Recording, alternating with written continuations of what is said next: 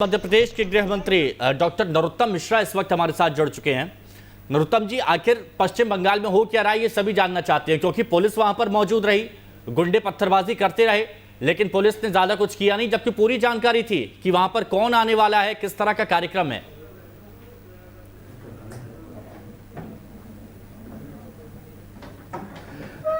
क्या हो रहा है इसका छोटा जवाब तो ये है कि माफियाओं का तांडव नृत्य हो रहा है वहां। एक पार्टी के राष्ट्रीय अध्यक्ष के ऊपर, ऐसी पार्टी के राष्ट्रीय अध्यक्ष जिसके सर्वाधिक मुख्यमंत्री देश में हैं, जिसके सर्वाधिक गवर्नर देश में हैं, जिस पार्टी के प्रधानमंत्री गृह मंत्री देश में हैं, उस पार्टी के राज्य अध्यक्ष की सुरक्षा पर ध्यान नहीं दिया गया। प्रोग्राम पहले से था, ऐसा तो नहीं अकस्मात पहुंच गए। राष्ट्रीय अध्यक्ष का प्रोग्राम निकलता है, जारी होता है, जारी हुआ भी। उसके बाद ये चूक इसलिए हुई कि ये पूरे मैं 3-4 दिन से पश्चिम बंगाल में ही हूँ। पश्चिम बंगाल से आया हूँ तो मैंने देखा वहाँ पर माफिया राज किस तरह से हावी है। कोल माफिया, बालू माफिया, वाइन माफिया सक्रिय है वहाँ पर जी। दारू माफिया सक्रिय है वहाँ पर लैंड जिहाद की स्थिति है। लैंड यूज चेंज कराते हैं, किसानों की जमीन खरीद के किसान बेचारे भुखमरी के कगार पे आ गए। मजदूर पलायन कर रहे हैं, उद्योग बंद करा दिए। टाटा जैसी लखटकिया उसकी कार थी, उस उद्योग को बंद करा के भूमि को बंजर कर दिया इनने। कोई काम नहीं किया इन्होंने वहां पर। आज ये स्थिति है। आजादी के बाद से आज तक कांग्रेस, कम्युनिस्ट और ममता दीदी की सरकारें नहीं गरीबों के नाम पर वोट मांगते रहे। और पश्चिम बंगाल जो कभी नेतृत्व करता था, कभी रविन्द्रनाथ टैगोर, सुभाष चंद्र बोस, बंकिम चंद्र चट्टोपाध्याय, स्वामी रामकरण कृष्ण परमहंस की धरती की हालत क्या हो गई। ये पश्चिम बंगाल जो आध्यात्मिक क्षेत्र में, धार्मिक क्षेत्र में, आर्थिक क्षेत्र में देश को दिशा देने का काम करता था, वहां पर भुखमरी की आलम है, वहां बेरोजगारी का आलम है। और ये स्थिति हो गई है, लोग पलायन कर रहे हैं वहां रोजगार के लिए। क्यों हो गई हालत जी? इसलिए कि वहां पर भ्रष्टाचार का तांडव नृत्य हो रहा है निर्ममता दीदी के नेतृत्व में। भाई भतीजा बाद हावी है वहां पर। माफियाओं के साथ बैठकर हमलों की प्लान बन रहे हैं, हमलों की साजिशें बन रही हैं। अच्छा, एक चीज और है यहाँ पर, हमने देखा है कि जब ये सवाल पूछे जाते हैं पश्चिम बंगाल सरकार से, ममता दीदी से, कि आखिर ऐसा क्यों हो रहा है, तो सीधे एक शब्द में कह दिया जाता है ये नौटंकी है। मतलब जो लहजा है, जो टोन है, वो भी कई बार उस पर भी सवाल खड़े होते हैं। तो आखिर ऐसा क्यों है? नहीं, एक बात कल उन्होंने और कही इसके साथ, नौटंकी के साथ। वो उन्होंने ये कहा कि बाहर के गुंडे आ गए हैं। अब हमारा आधा राजनीतिक जीवन चला गया है राजनीति में। हम 31 साल से विधायक हैं, 30 साल से, 16 साल से मंत्री हैं, 15 साल से। हम उनको गुंडे नजर आ रहे हैं। और बांग्लादेश और पाकिस्तान के घुसपैठी उनको अपने नजर आते हैं। ये घुसपैठियों को अपना मानती है, हम भारतवासियों को बाहर का मानती है वो। अब ममता दीदी दूसरे प्रदेश में चुनाव प्रचार करने जाएंगी तब कहाँ की हो जाएंगी।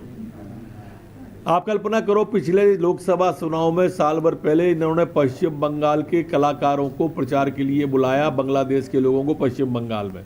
वो बांग्लादेश वाले घर के हो गए, हम भारत के लोग बाहर के हो गए।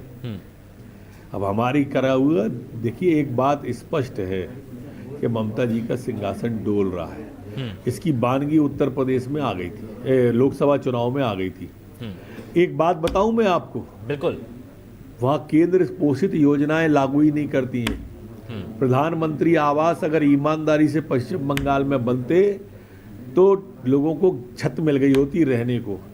लेकिन मैं खुद गया घरों के अंदर, जहां पर छतों पर कबेलू नहीं है, छतें नहीं है, गरीबी में लोग ले रहे हैं, छतों से पानी रिश्ता है उनकी से, पोखरों में, गड्ढों में, बड़ी बदतर हालत में गरीब लोग, एससी के लोग वहां पे रह रहे हैं, एसटी के लोग रह रहे हैं। मैंने एसटी के घर पे खाना खाया, मैंने एचसी के घर पे खाना खाया। इतना खराब हाल में वहां के लोग रह रहे हैं। मैं स्वयं गया उन सब के घरों की हालत देखने के लिए। प्रधानमंत्री आवास नहीं है। प्रधानमंत्री द्वारा किसानों को जो 6,000 रुपए डाले जा रहे हैं, जिसमें मध्य प्रदेश ने जोड़ के 10,000 कर दिए, वहां एक भी किसान को 10,000 रुपया नहीं मिलता है। वहां पर जो हमने प्रधानमंत्री वेंडर योजना आई थी 10,000 रुपया जो लॉकडाउन के पीरियड में, एक को भी नहीं मिले वो 10,000। जी। 5 लाख रुपया आयुष्मान योजना का जो गरीबों को इलाज का करना मिलना है वो लागू ही नहीं करी, योजना ही लागू नहीं की।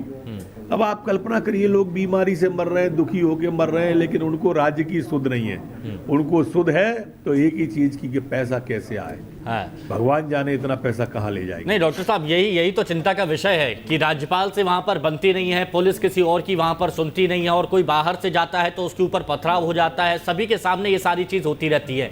हालात वहां पर कभी बदलेंगे या नहीं बदलेंगे, या ये चलता रहेगा?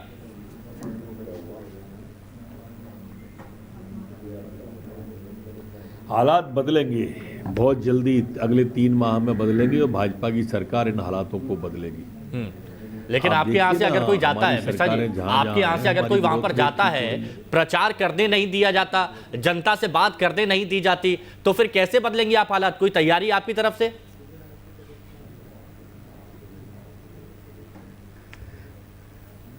जनता ने मन बना लिया है। लोकसभा, मैंने कहा ना, बानगी थी इसकी लोकसभा के परिणाम। जनता बिल्कुल आज ही जा चुकी है, इनको उखाड़ने का मन बना चुकी है जनता।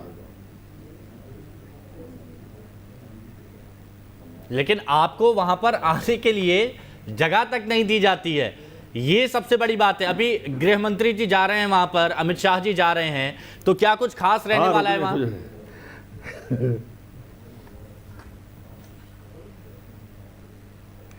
नहीं, बस माननीय कार्यकर्ताओं में आज अमित शाह पूरे देश के अंदर हमारे आदर्श हैं।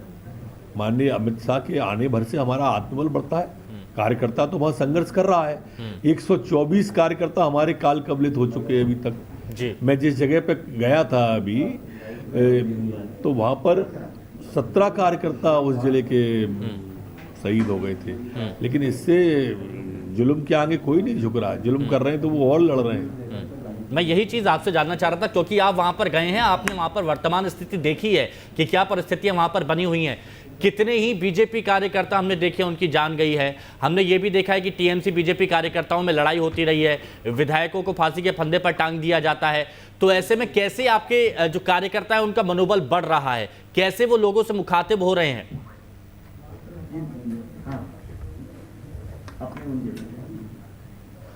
जैसे बंगाल में आज़ादी के आंदोलन की लहर थी, आप विश्वास नहीं करोगे वैसी लहर है वहाँ कार्यकर्ताओं में, जनता में।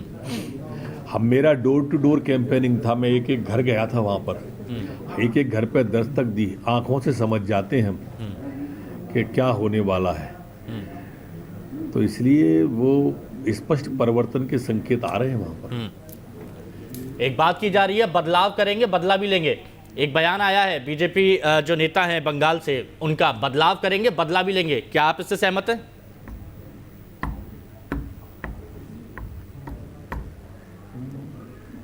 क्यों नहीं? मुझे जो जिस तरह से राजनीतिकरण हो रहा है, मैं तो चाहता हूं कि ये पुलिस वाले, प्रशासन के लोग समझ जाएं और समझ जाएं। ममता जी बचने वाली नहीं है, किसी भी कीमत पर दुनिया की कोई ताकत नहीं बचाएगी।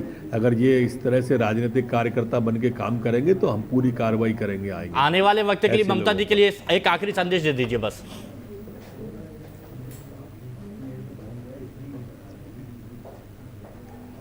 ममता जी, आप जाने वाली हो, आप निर्ममता की हदें पार कर रही हो। इसको शांत करो, माफिया राज समाप्त करो, वरना बहुत बुरा असर होगा पश्चिम बंगाल में आपकी सरकार का। चलिए, बहुत शुक्रिया डॉक्टर नरोत्तम मिश्रा जी आपका हमारे साथ जुड़ने के लिए।